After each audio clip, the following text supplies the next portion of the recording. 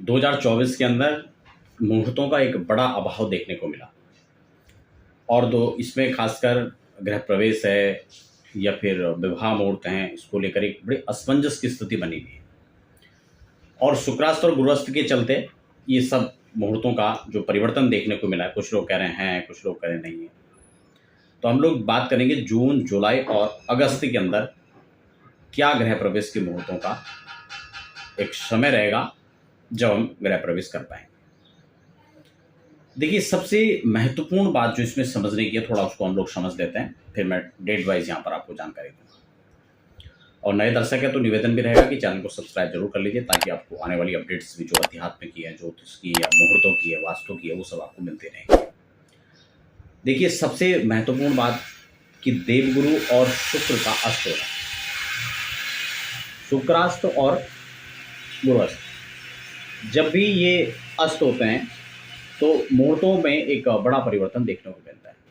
इसमें भी गुरु अस्त, क्योंकि देवगुरु 2 तारीख को फिर ये आपको उदय हो जाएंगे, लेकिन शुक्रास्त एक बड़ी लंबी अवधि तक इसमें देखने को मिल रहा है 2024 में।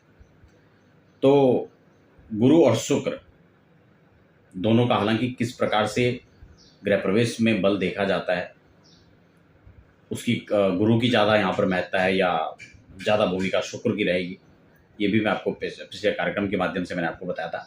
तो इसमें गुरु बल बहुत महत्वपूर्ण होता है। खैर, अब मैं आपको यहाँ पर सिद्धिदात्री पंचांग जो ऋषिकेश से ही प्रकाशित होता है और इसमें प्रत्येक तिथि जो यहाँ पर अंकित है मैं उसके हिसाब से ही आपको बताने वाला हूँ, ठीक है ना। हालांकि वर्ष भर के मुहूर्त पर मैं पहले भी चर्चा कर चुका हूँ, लेकिन अभी जून, जुलाई और अगस्त 3 महीने की हम बात करेंगे। जून में हम यहाँ पर देखें तो 7 जून का जो मुहूर्त है वो यहाँ पर दिया हुआ है, क्योंकि तब देवगुरु उदय हो चुकेंगे जबकि शुक्र अस्त होंगे, ठीक है ना। और ये तिथि यहाँ पर दिया हुआ है जिसमें आप गृह प्रवेश कर सकते हैं। एक और महत्वपूर्ण चीज यहाँ पर आप ध्यान दें कि जब हम मुहूर्त देख रहे हो तो केवल इन तारीख को ना देखें, ठीक है ना, क्योंकि अमूमन जो मुहूर्त होते हैं वो इसी रूप में होते हैं। आपको मुहूर्त के अंदर 2 चीजें बहुत महत्वपूर्ण रूप से देखनी चाहिए। सबसे पहला तो आपका राशि के अनुसार वो मुहूर्त शुभ होना चाहिए। राशि के अनुसार कैसे शुभ हो, इसमें आपको जैसे कि यात्रा में हम जो चंद्रमा है उसके मुख का विचार करते हैं कि वो चंद्रमा आपकी किस दिशा में पड़ रहा है, दिशाओं का विचार करते हैं। सम्मुख चंद्रमा है, वाम चंद्रमा है।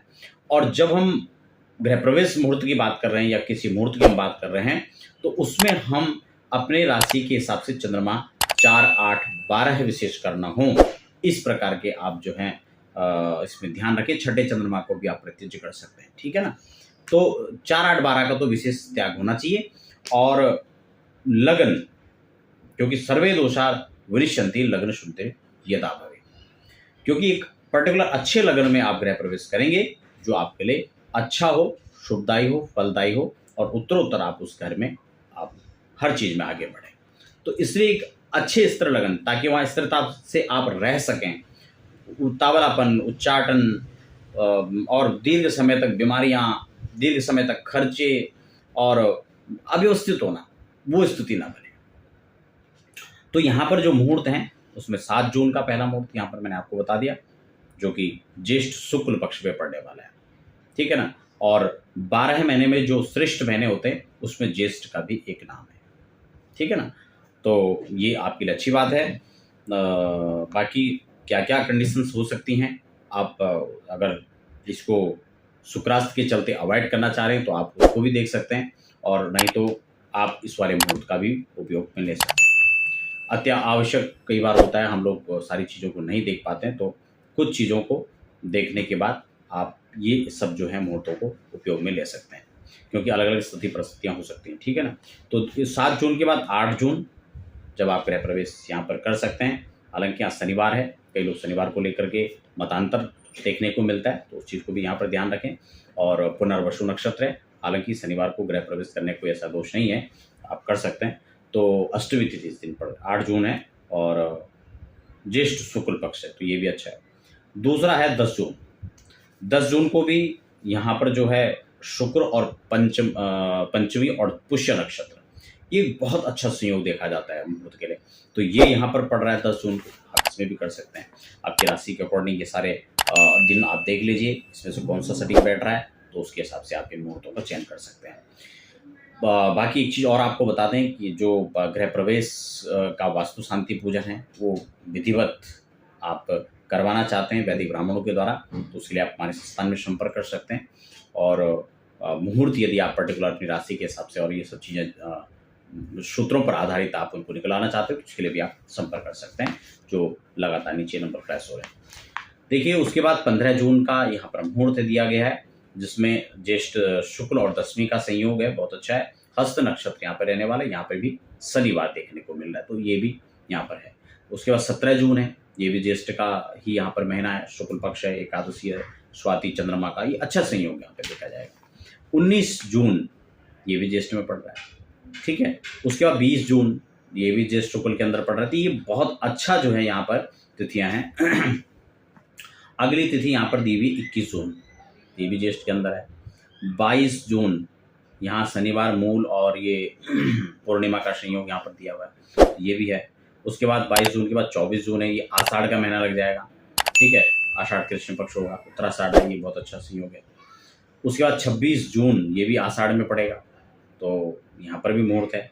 हालांकि यहाँ पे धनिष्ठा नक्षत्र है, कुछ लोग सोचेंगे पंचक लग चुका है, क्या पंचक में करना चाहिए नहीं करना चाहिए, तो मैं हालांकि इस पर विस्तार से पहले जानकारी दे चुका हूँ।